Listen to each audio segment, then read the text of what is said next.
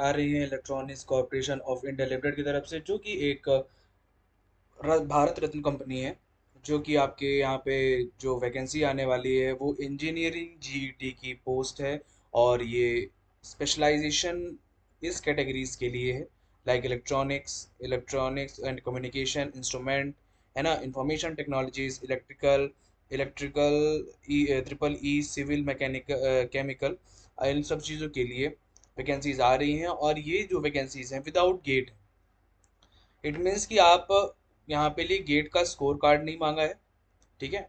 तो यहाँ पे आप देख पा रहे हैं कि ये सीआईएल तरफ से वैकेंसीज आ रही हैं ग्रेजुएट ट्रेनी की, जिनके लिए ये सारे आपके पास होने चाहिए क्राइटेरिया।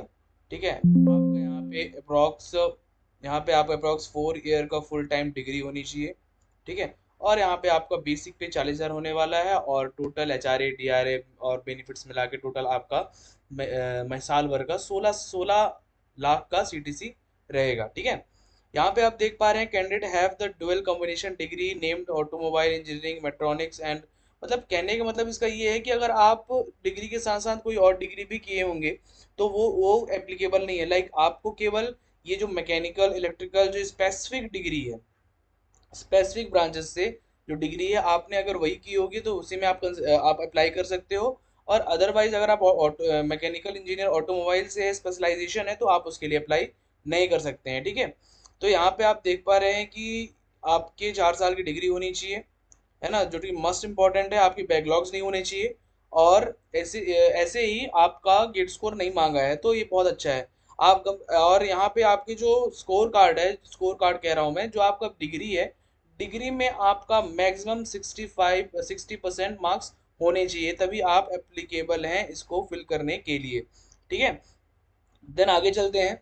तो यहाँ पे बॉन्ड बॉन्ड रहने वाला है, the selected candidate shall be required the execute the surety and, अब हमें बॉन्ड पढ़ लीजिएगा कि बॉन्ड पेपर मतलब 4 साल का आपका बॉन्ड रहेगा, है ना, जो कि 100 रुपए की आपकी स्टैम्प पेपर में आपका मेंशन होना चाहिए 4 साल का बॉन्ड। ठीक है। आपको बॉन्ड साइन करना पड़ेगा। यहाँ पे आप देख पा रहे हैं कि जेटी के टोटल 80 पोस्टेस हैं, 80 पोस्ट हैं। और यहाँ पे यूआर के लिए कितने हैं, ईडब्ल्यूएस के कितने हैं, ओबीसी के लिए कितने हैं, एससी और एसटी के लिए कितनी कितनी वैकेंसीज है। और यहाँ पे आप देख पा रहे हैं कि मैकेनिकल के लिए कितना है, इलेक्ट्रॉनिक्स एंड कम्युनिकेशन के लिए कितना है ना, इंस्ट्रूमेंटेशन के लिए कितना है, और ट्रिपल ई के लिए कितने हैं, यहाँ पे आप देख सकते हैं।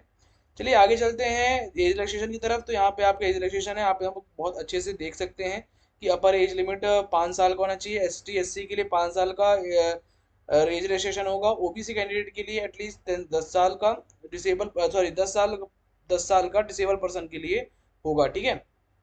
क्वालिफिकेशन वही सारी चीज़ें हैं। ठीक है। यहाँ पे अब आगे चलते हैं। तो यहाँ पे आप देख पा रहे हैं कि आपका सीबीटी बेस्ड टेस्ट होगा, कंप्यूटर बेस्ड टेस्ट होगा, जैसा आपका गेट का होता है, बट गेट के कम लेवल का होगा, क्योंकि गेट बहुत हाई लेवल हो जाता है। ठीक है। तो सीबीटी टेस्ट होगा। यहाँ पे आप देख पा रहे हैं कि सीबीटी टेस्ट के बाद आपका इंटरव्यू होगा। ठीक है। तो इंटरव्यू के लिए आपका यहाँ पे ये देखिए, यहाँ पे लिखा है the weightage of the CBT and the person interview is 685, मतलब आपका 85 आपका सीबीटी टेस्ट होगा, 15% आपका होगा इंटरव्यू के बेसिस पे। ठीक है। तो यहाँ पे इंटरव्यू की सिटीज हैं कि आप इंटरव्यू कहाँ कहाँ दे सकते हैं, बेंगलोर, चेन्नई, हैदराबाद, मुंबई, न्यू दिल्ली, कोलकाता। ठीक है। तो यहाँ पे सीबीटी पे आपके 100 क्वेश्चंस होंगे, जिसको आपको 120 मिनट्स में सॉल्व करने हैं।